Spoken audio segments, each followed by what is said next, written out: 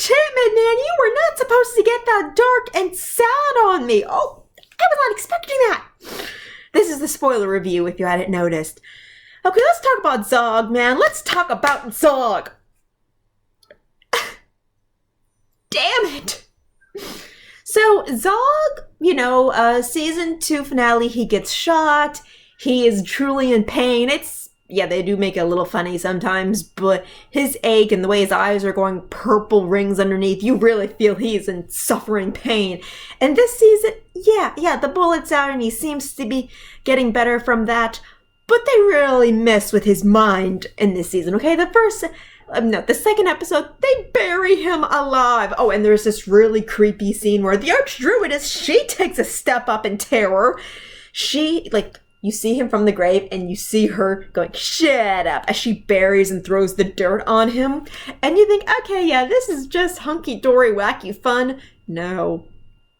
Zog is never the same after that. He really isn't. No more of the gruff brute we guiltily laugh at. No. He's broken.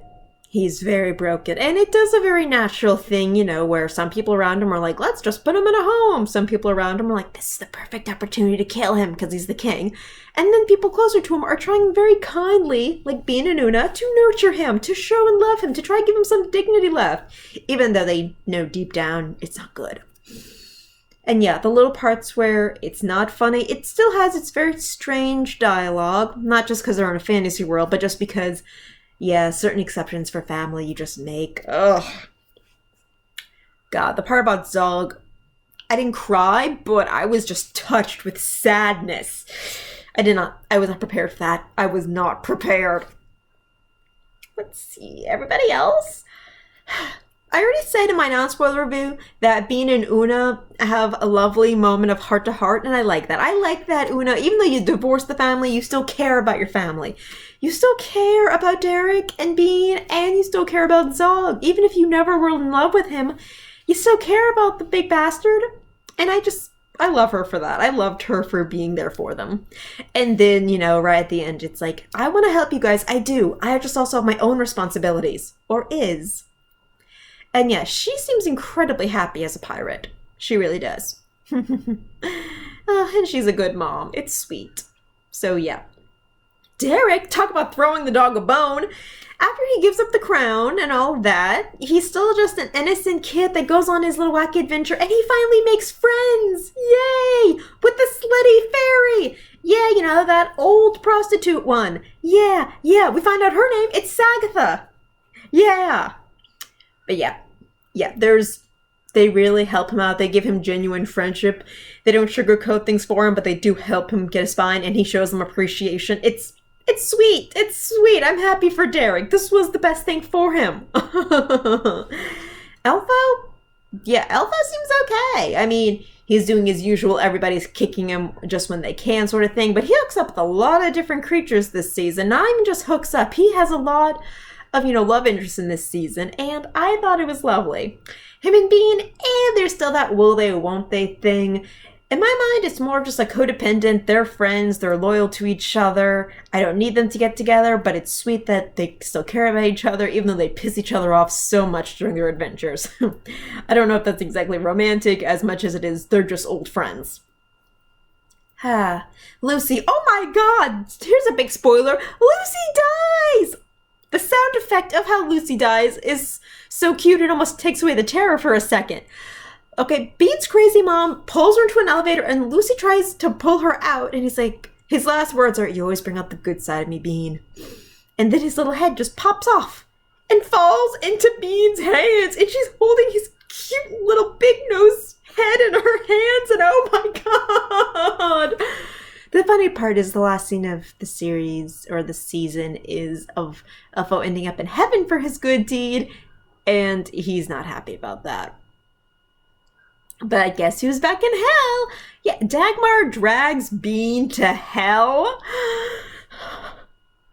And apparently she wants to take Bean as a bride and marry her to some silhouette devil creature. Like, there's a very chilling line from Dagmar when the elevator opens up and Bean sees a hell church and she's like, the bride has arrived.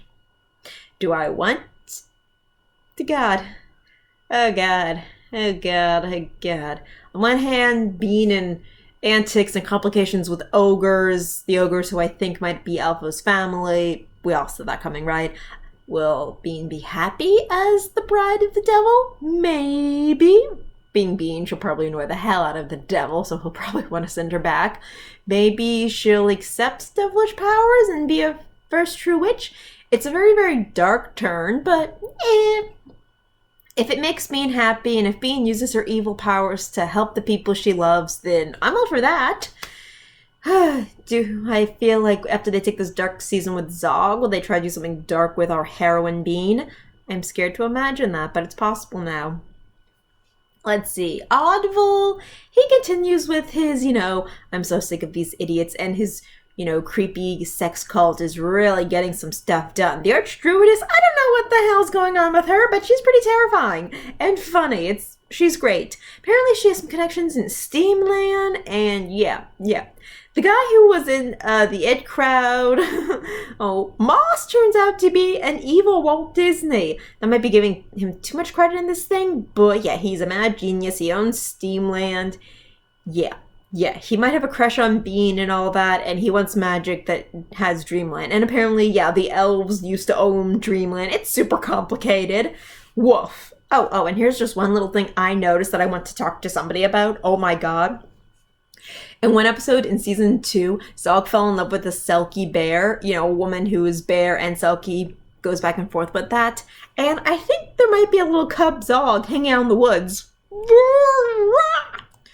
That's adorable and so sad at the same time. Aww, little baby bear Zog. I liked the Selkie bear woman. I liked her design and I liked her attitude. Will we ever see more of the mermaid again? I hope so. Bean thinks it was a dream, and I thought they were sweet together. Plus, Mora's not very nice, but she is also very, very helpful, so I think she's good for Bean. And yeah, I want Bean to be happy and in love. I want that for her. Oh, and here's a fun fact. You know that pig fiance of Bean's? Yeah, he was a prince, magic spell turned him into a human. There's actually a full episode dedicated to he has the opportunity to, go back and switch and go back to his super crazy rich kingdom and be human again.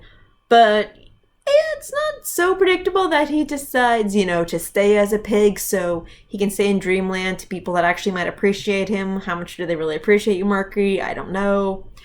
But despite how obvious that episode setup was, it was still pretty interesting and still pretty funny to watch.